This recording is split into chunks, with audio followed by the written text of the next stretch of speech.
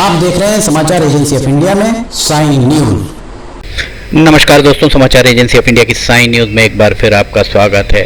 पितृपक्ष आरंभ है।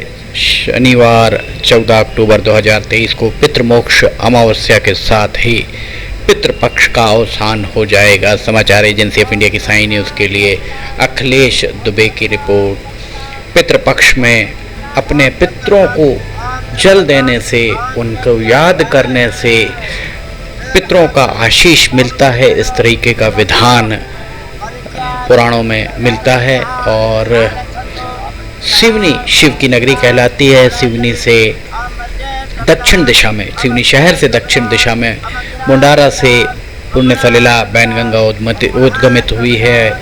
लखनवाड़ा घाट छिंदवाड़ा रोड पर स्थित है। ये बड़ा पुल आपको दिख रहा होगा, छोटा पुल और बड़ा पुल दोनों यहाँ दिख रहे होंगे। माता बैनगंगा की प्रतिमा भी आपको दिखाई दे रही होगी। पुण्य सलिला कल कल बहती हुई प्रतीत हो रही होगी। समाचार एजेंसी ऑफ इंडिया की साइन न्यूज़ के लिए अखिलेश दुबे की रिपोर्ट। 14 अक्टूबर को पितृमोक्ष अमावस्या के साथ ही पितृपक्ष का अवसान हो जाएगा। इस तरीके की मान्यता है कि पितृ 15 दिन तक पितृपक्ष में धरती पर आते हैं और अपने वारिसान को, अपने उत्तराधिकारियों को आशीष देकर जाते हैं। इसलिए पितृपक्ष में पितरों का तर्पण करना, पितरों को जल देना बहुत ज़रूरी होता है। इसका एक विधान भी शास्त्रों में बताया गया है आचार्यों के द्वारा। पुण्य सलिला बैनगंगा के लखनवाड़ा घाट पर, लखनवाड़ा तट पर पूरे विधि विधान के साथ, धार्मिक मान्यताओं के साथ तर्पण का कार्य कराया जाता है। समाचार एजेंसी ऑफ इंडिया की साइन न्यूज़ के लिए अखिलेश दुबे की रिपोर्ट। पितृपक्ष में पितरों का श्राद्ध करने से पितृ वर्ष भर संतुष्ट और प्रसन्न रहते हैं। पितृपक्ष पितरों के प्रति वार्षिक श्रद्धांजलि का पक्ष भी माना जाता है। भविष्य पुराण के अनुसार श्राद्ध के अनेक प्रकार बताए गए हैं। इसमें विशेषकर पितृपक्ष में पार्वण श्राद्ध किया जाना शुभप्रद बताया गया है। समाचार एजेंसी ऑफ इंडिया की साइन न्यूज़ के लिए अखिलेश दुबे की रिपोर्ट। यहाँ आप देख सकते हैं पितरों के तर्पण करते हुए लोग पहले स्नान ध्यान करते हैं, उसके बाद विधि विधान के साथ पितरों का तर्पण करते हैं। श्राद्ध के प्रमुख 4 अंग तर्पण, ब्राह्मण भोज, पिंडदान, वस्त्रदान, दक्षिणादान प्रमुख माना गया। ये चारों कार्य नियम व श्रद्धा पूर्वक करने से निश्चित ही पितर उस श्राद्ध कर्म से प्रसन्न होकर श्राद्ध करने वाले को दीर्घायु, पुत्र, यश, कीर्ति, पुष्टि, बल, वैभव, सुख व धन आदि से पूर्ण करते हैं। स्कंद पुराण के अनुसार मरण तिथि पर श्राद्ध न करने से पितर थोड़ा सा नाराज भी होते हैं, इसलिए श्राद्ध करने में मुहूर्त का ध्यान रखना चाहिए। श्री वैकुंठनाथ परिहार संस्कृत महाविद्यालय वैकुंठपुर के आचार्यों के अनुसार श्राद्ध करने का विशेष समय कुतुब काल, पाप को संतप्त करने के कारण को प्रशस्त व शुभ माना गया है। यह दिन का 8वां और 9वां मुहूर्त होता है। दिन में 11:30 बजे से प्रारंभ होकर मध्याह्न 1 बजे तक का माना गया है। वैसे आचार्यों का ये मत भी है कि सुबह ब्रह्म मुहूर्त में सूर्योदय के पूर्व ही श्राद्ध कर्म आरंभ कर देना चाहिए, ताकि वैसे व्यस्त दिनचर्या में जब आपको समय मिले तब श्राद्ध करना चाहिए। आचार्य उपेंद्र मिश्रा जो मराही माता स्थित कपीश्वर मंदिर के मुख्य पुजारी हैं, वे देखिए स्वयं जल में लगभग 3/4 डूबे हुए हैं और वहाँ से वे श्राद्ध कर्म करवा रहे हैं स्वयं जल के अंदर रहकर। और जितने भी श्राद्ध कर्म कर रहे हैं वे भी जल में लगभग उनका डूबे हुए। सीढ़ी पर पानी आपको साफ तौर पर दिखाई दे रहा होगा। समाचार एजेंसी ऑफ इंडिया की साइन न्यूज़ के लिए अखिलेश दुबे की रिपोर्ट। श्राद्ध पर्व, श्राद्ध का पक्ष चल रहा है। पितरों का श्राद्ध एवं तर्पण का महापर्व पितृपक्ष शनिवार को 14 अक्टूबर को समाप्त होगा। उसके बाद सभी पितृ लौट जाएंगे। 14 अक्टूबर को सर्व पितृमोक्ष अमावस्या होगी। पितृपक्ष के 13 दिन तक, माफ़ कीजिएगा 15 दिन तक पितृपक्ष में पिंडदान, तर्पण आदि का विधान है। पितृपक्ष में पिंडदान और तर्पण आदि करने से पूर्वजों की आत्मा को शांति मिलती है। संतान द्वारा किए गए तर्पण आदि से पितृ तृप्त होते हैं पितरों की प्रसन्नता से देवी देवताओं की कृपा बनी रहती है। घर में कलह है, पुत्र पुत्रियों के विवाह में आने वाली बाधा दूर होती है, कर्ज से मुक्ति मिलती है। आचार्यों के अनुसार जल व तिल से तर्पण का विधान है। जो जन्म से लय मोक्ष तक साथ दे वही जल है। तिलों को देवान्न कहा गया है। पितरों की तृप्ति होती है। 3 पीढ़ियों तक का श्राद्ध केवल 3 पीढ़ियों तक का ही होता है। मान्यताओं के अनुसार सूर्य के कन्या राशि में आने पर परलोक से पितृ अपने स्वजन के पास आते हैं। देवतुल्य स्थिति में 3 पीढ़ी के पूर्वज गिने जाते हैं। पिता को वसु के समान, रुद्र दादा के समान, परदादा आदित्य के समान माने गए हैं। इसके पीछे एक कारण यह है कि मनुष्य की स्मरण शक्ति केवल 3 पीढ़ियों तक ही सीमित रहती है।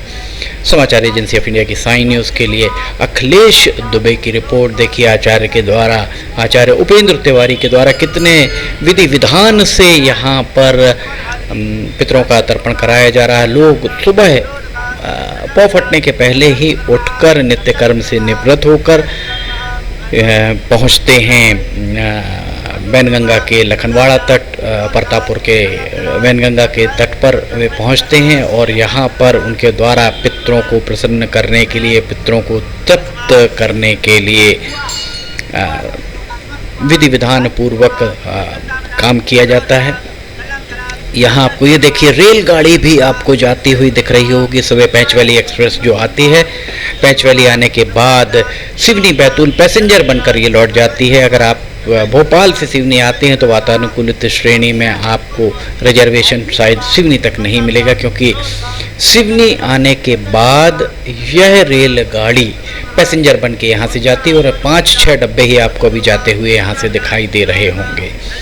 कितनी विडंबना है कि एक रेलगाड़ी इंदौर से चलकर इंदौर, भोपाल, बैतूल, आमला, परासिया, छिंदवाड़ा के रास्ते सिवनी आती है, पर सिवनी से अगर आपको इंदौर जाना है तो आपको छिंदवाड़ा से जाकर बैठना पड़ता है। कितनी विडंबना भरी बात है।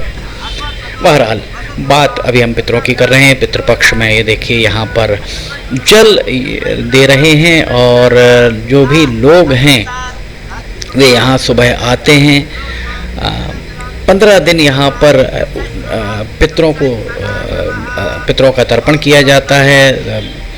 पितरों को प्रसन्न करने के लिए विधि विधान के साथ पितृ तर्पण किया जाता है। एक भ्रम बना हुआ है कि गया जी में अगर आप गए हैं और आपने पिंडदान कर दिया है तो उसके बाद पितरों को पानी देना चाहिए अथवा नहीं, एक भ्रम बना हुआ है।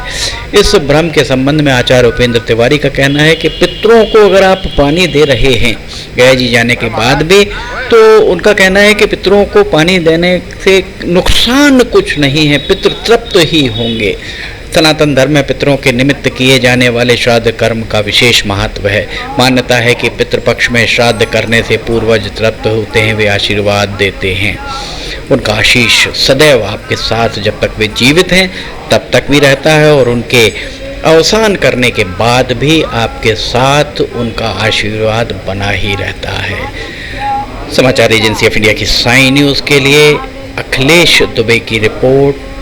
महाभारत में अनुशासन पर्व में भीष्म पितामह ने युधिष्ठिर को श्राद्ध के संबंध में कई ऐसी बातें बताई हैं जो वर्तमान समय में बहुत कम लोग जानते हैं। महाभारत में बताया गया कि श्राद्ध की परंपरा कैसे शुरू हुई और फिर कैसे धीरे धीरे जनमानस तक पहुंची। श्राद्ध के संबंधित कुछ ऐसी बातें हैं जिनके संबंध में जानना जरूरी है। ज्योतिषाचार्यों के अनुसार महाभारत के अनुसार सबसे पहला श्राद्ध का उपदेश महर्षि निमि को महातपस्वी अत्रि मुनि के द्वारा दिया गया था। इस प्रकार पहले निमि के श्राद्ध का आरंभ किया गया था। उसके बाद अन्य महर्षि भी श्राद्ध करने लगे। धीरे धीरे 4 वर्णों के लोग श्राद्ध में पितरों को अन्न देने लगे। लगातार श्राद्ध का भोजन करते करते देवताओं पितृ तृप्त होते चले गए। समाचार एजेंसी ऑफ इंडिया की साई न्यूज़ के लिए अखिलेश दुबे की रिपोर्ट। यहाँ आपको दिखाई दे रहा होगा किस तरह से यहाँ पर आप देख सकते हैं पितरों के तर्पण के लिए जल दिया जा रहा है। समाचार एजेंसी ऑफ इंडिया की साई न्यूज़ के लिए अखिलेश दुबे की रिपोर्ट। पितरों को प्रसन्न करने के लिए 15 दिन तक किसी भी नदी के घाट पर आप जाएं। अगर नदी के घाट पर नहीं जा सकते हैं तो घर पर ही उन्हें जल दें, विधि विधान से जल दें। अंत में पितरों को जल देने के बाद आचार्यों का कहना है कि जल देने के विधि में कहीं चूक हुई हो, अनजाने में कोई चूक हुई हो, जानते बूझते कोई चूक हुई हो, तो उनसे क्षमा जरूर मांगें। समाचार एजेंसी ऑफ इंडिया की साइन न्यूज़ के लिए अखिलेश दुबे की रिपोर्ट। अगर आपको ये खबरें पसंद आ रही हैं तो लाइक, सब्सक्राइब, शेयर जरूर कीजिए। फिलहाल इजाजत लेते हैं। जय हिंद।